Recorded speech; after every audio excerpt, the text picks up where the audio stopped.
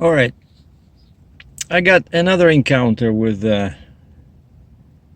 cars today.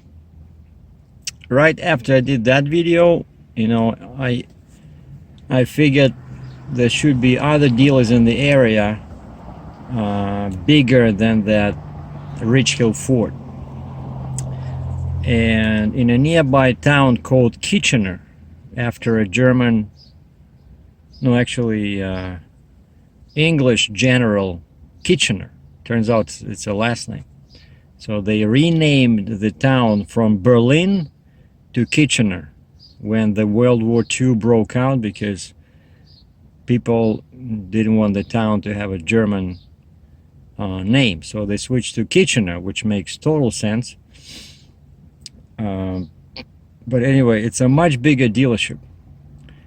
And I went on Ford.ca, I went back on Ford.ca, and you know, when you build a car, it says like when you do summary, then like it's very, you know, everything is so easy nowadays, right? Everything is online. So when you do the summary and then it says next step, like drive your car, and then it gives you a choice. Either you can fill out a form and electronically send it to the dealer and they will start looking for a car you want, or you can do it manually by choosing. They give you a list, like you put in your zip code or postal code, and they showed you the inventory of nearby dealers, you know. And this time, like, the two nearest ones are Rich Hill Ford in Cambridge and Kitchener Ford in Kitchener. And so this time I unselected Rich Hill Ford and I only selected Kitchener Ford. Because if you remember from the previous video, Rich Hill Ford had zero, nada, нет, Mustang GT.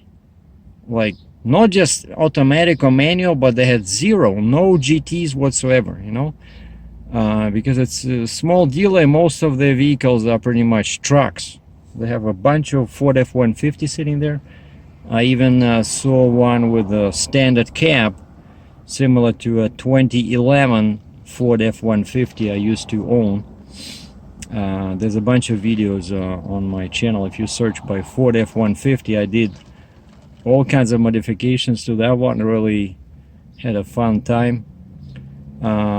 So yeah, Rich Hill Ford had no GTs. So I go to Kitchener Ford. These guys have 5 Mustang GTs, and I was mostly interested in cars with a manual transmission. So these guys had three cars with manual transmission. And so it says schedule a test drive, like a little form, right? I click on this one, and this is where the technology lacks, because it would not allow me to book it for today, August 4th. And so I just picked up my phone and called the dealer's phone number, and you know, I selected sales, and some, you know, girl's voice answers, and I said, can I thought that she was in you know, receptionist, right? I said, can I speak to somebody in sales, new cars? And she says, yeah, I'm in sales. My name's Helena. And then we start talking, and I say, by the way, are you Russian? She says, no, Serbian. So she's not Yelena or, you know, Lena. She's Helena. And she uses the full name, Helena. Anyway, very pretty girl. Married, you know, but very very professional. So I said, I'll be there in half an hour. Can you just I want to test drive this 6-speed manual. And so she puts me in a black Mustang GT Premium. Like, there's two of them. There's basic Mustang GT and then there's Premium. And this one has a performance stage 1 option. So 373 axle ratio, 5-liter V8, 6-speed manual with this new rev matching. And seats were regular, but it had multiple drive modes, right? You can, just like that Ecoboost I drove this morning. This one had the same thing. You can, you know, change the drive mode from normal to sport to track, stuff like that, and also change the steering.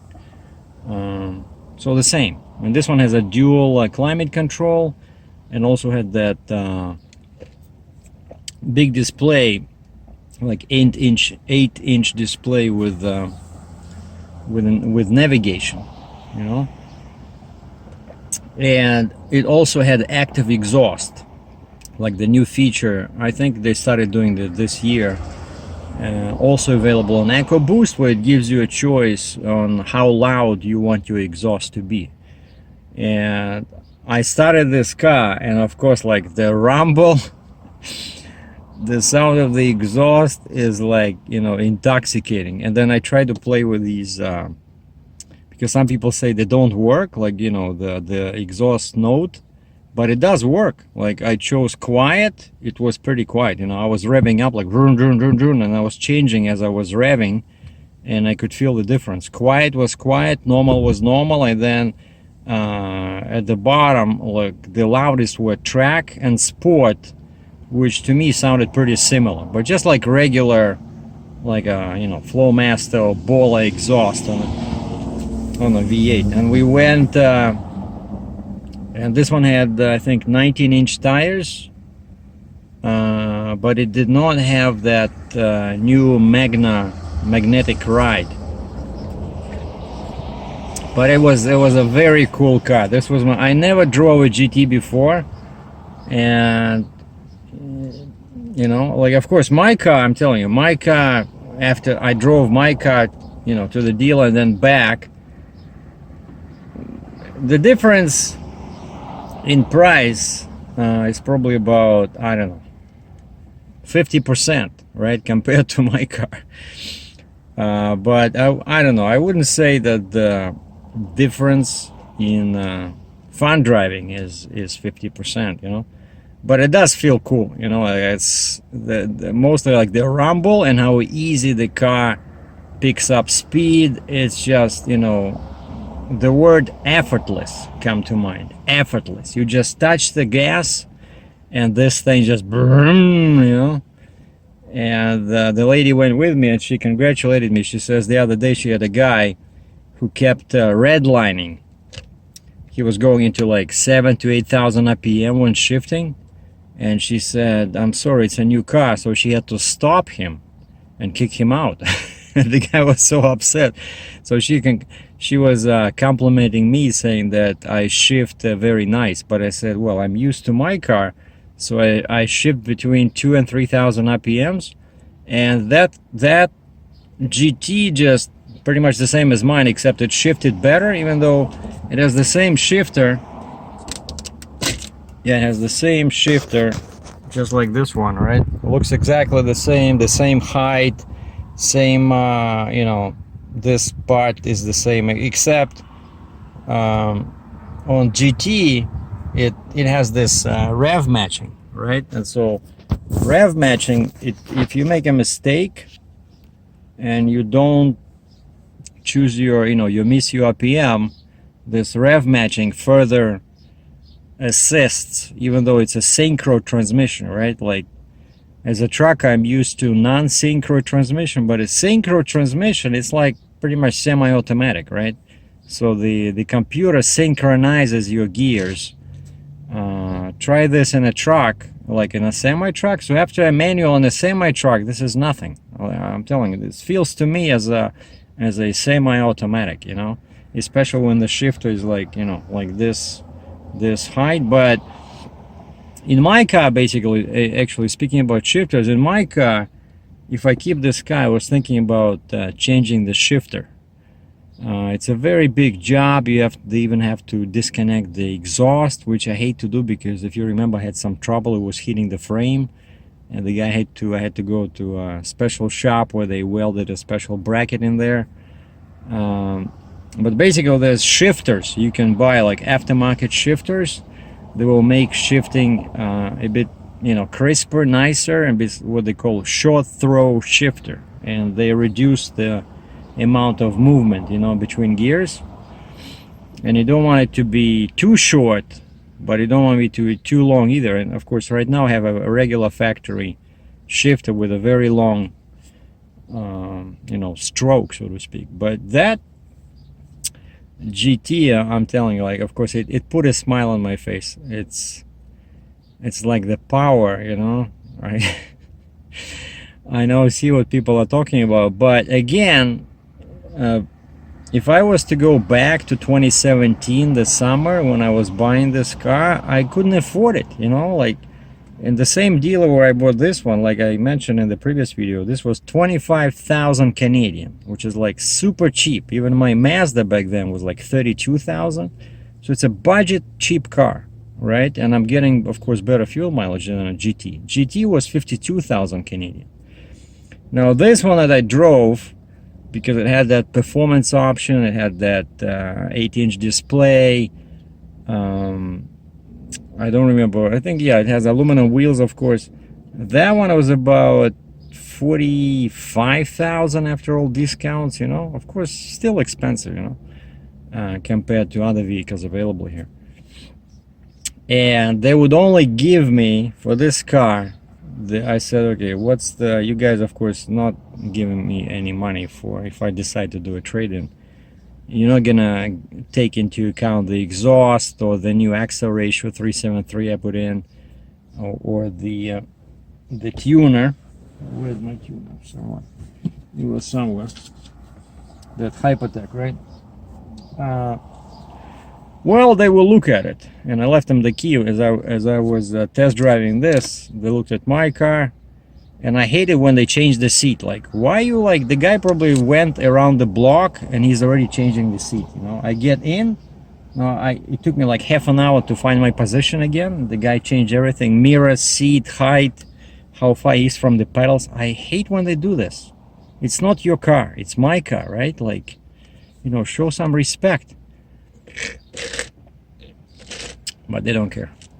And this girl, even though she's pretty, but she's smart, and she kept pushing my buttons. Okay, so are you willing to make a decision today? Like, otherwise, why would you test drive? Whereas before on the phone, I told her, I said, I just wanted to compare, right? I said, I owe a lot of money in my car, so I don't think it'll work if you guys do a trade-in. I have to sell it privately. Okay. So basically, it's, you know, salespeople, right? So they will do anything to bring you inside, you know. And then, of course, the first thing they do, they grab your key and they grab your ownership or title, as our American friends know it, and they keep it hostage. And unless you tell them basically go and, you know, do something useful with your time, you know, go burn a cake, go what's the expression, bake a cake, go bake a cake, leave me alone, right? But anyway, so we did that, and of course she showed me some numbers, some crazy payments. I said, I just wanted to see, and she says, so I said, I just wanted to see if it's worth it, like the difference. And she said, was it worth it? And I said, well, yeah, except that it's like it's worth the difference in price, except that I cannot do a trade-in because I will end up owing too much money to the financial company. It just doesn't make sense at this point. But I really was impressed with the car, you know. It's a serious vehicle that, you know, I would feel very proud to be able to drive, you know. Except that it's, of course, it's you know, it's very expensive, you know, like for me. And then a couple of guys were leaving comments about this 2.7 liter V6 turbo in Ford F150. So I asked this nice lady, I said, since you're not doing anything anyway, well, I'm just kidding. I said, if you have an extra 10 minutes, can I try this F150 with this new 2.7? And she put me in a black XTL, 4 doors, so a crew cab with a small 5.5 foot bed. You know, I think it had black rims, because you can get that sports package, or chrome appearance package, I think it's called, because now I'm familiar with all these options, you know, because I've been researching online. And this one had a 10-speed, this new 10-speed auto that you can also get in the Mustang. And I'm telling you, that truck, it was very fast. You know, it was, again, the word effortless comes to mind. You know, like we went just around a few blocks. The 10-speed automatic, but of course it's not a race car, right? But it's like very comfortable truck. This one, I think, actually, yeah, this was not a XTL, this was Lariat. And why I remember that is because Lariat, yeah, you need to get from XL to XTL to Lariat to get telescopic steering wheel. And I think that's really stupid on the part of Ford, how like in the car, even Ford Focus will have a telescopic steering wheel, right? But if you go to XL, you just get, like, there's a button there, you can only raise it and lower the steering wheel, but you cannot, you know, bring it closer to yourself or push it in. It's not, does not telescope, right? But all cars are like that. But in trucks, so XL no, only goes up and down. XTL no. So the only way to do that is go with the Lariat, which costs like, you know, $20,000 more than XL or XTL. Oh, and that one actually, this one was cool. I never drove a truck like that. It has electric controls for your steering wheel. You know, just it's like a four-way button. You know, and so if you push up, it goes up, down, down. You know, and it telescopes when you push the arrow towards yourself. It's like very cool. So yeah, it was a cool truck. You know, no lack of power. Very, very nice engine, 2.7. And one big difference, of course, I saw with this truck is that it was too quiet. You cannot hear the exhaust. It had only single pipe, you know, but lots of power. And I read about this 2.7 V6 turbo. It was getting actually better fuel mileage, I think, combined city and highway divided by 2, you know, like US gallons. It was getting like 22 miles a gallon versus 21 on my Mustang. So the pickup truck with this new 2.7 liter turbo V6 gets better fuel mileage than my V6 gas Mustang, you know. And talking about fuel mileage, that Ecoboost, the 2.3 turbo that I drove this morning is getting 25 miles a gallon combined city and highway, you know. But